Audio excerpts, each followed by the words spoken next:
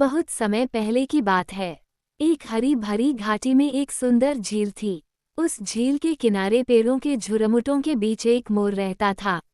वह अत्यंत सुंदर था, खासकर उसके रंग बिरंगे पंख बहुत आकर्षक थे। मोर को अपनी सुंदरता पर बहुत घमंड था।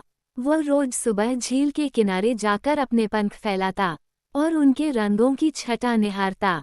झील के स्वच्छ पानी में उसकी छवि दिखाई देती, जिससे उसका गर्व और भी बढ़ जाता। मोर का अधिकांश समय इसी में बीतता कि वह खुद को निहारे और सोचता कि इस जंगल में उससे अधिक सुंदर कोई नहीं। उसे ये भी लगता था कि सुंदरता ही सबसे बड़ी विशेषता है और बाकी सभी पक्षी उसके सामने तुच्छ हैं। एक दिन उसी झील के पास एक सारस आकर रहने लगा। सारस लंबा सा, पतली टांगों वाला, शांत स्वभाव का पक्षी था।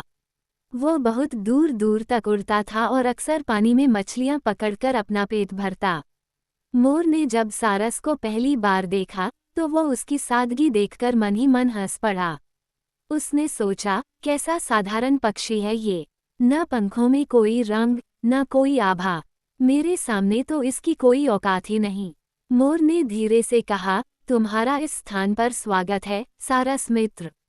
सारस ने नम्रता से कहा, धन्यवाद मोर जी, ये स्थान बहुत शांत और सुंदर है, रहने के लिए उत्तम है। मोर ने अपनी गर्दन ऊंची की और धीरे धीरे अपने पंख फैलाए। चमकीली धूप में उसके नीले, हरे और सुनहरे रंग के पंख चमकने लगे। झील के पानी में उनकी सुंदर परछाई और भी अद्भुत लग रही थी। मोर बहुत आत्ममुग्धा होकर बोला, देखो मेरे पंख, कितने सुंदर, रंग बिरंगे और आकर्षक हैं। क्या तुम्हारे पास ऐसे पंख हैं? सारस उसकी बात को चुपचाप सुनता रहा। मोर आगे बोला, तुम्हारे पंख तो बिल्कुल फीके और साधारण हैं। क्या तुम्हें कभी ऐसा लगता है कि तुम भी सुंदर हो? सारस मुस्कुराया। उसने मोर की आंखों में देखा और शांत स्वर में बोला, मोर जी, आपके पंख सच में बहुत सुंदर हैं, इसमें कोई संदेह नहीं।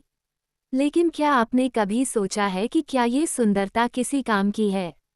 मोर थोड़ा चौंका और बोला, क्या मतलब?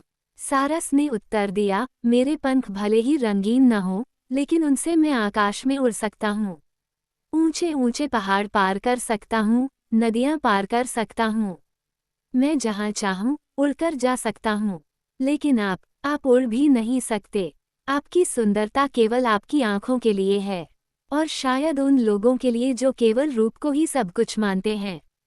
पर वास्तविकता यह है कि उपयोगिता ही सबसे बड़ा गुण है, केवल दिखावा नहीं। सारस की ये सीधी सपाट बात मोर के दिल को चुभ गई। उसे एहसास हुआ कि वह अब तक केवल अपनी बाहरी सुंदरता पर घमंड कर रहा था, जबकि सारस जैसे पक्षी असली जीवन में ज्यादा सक्षम और स्वतंत्र हैं। मोर ने शर्मिंदा होकर कहा, तुम ठीक कहते हो मित्र।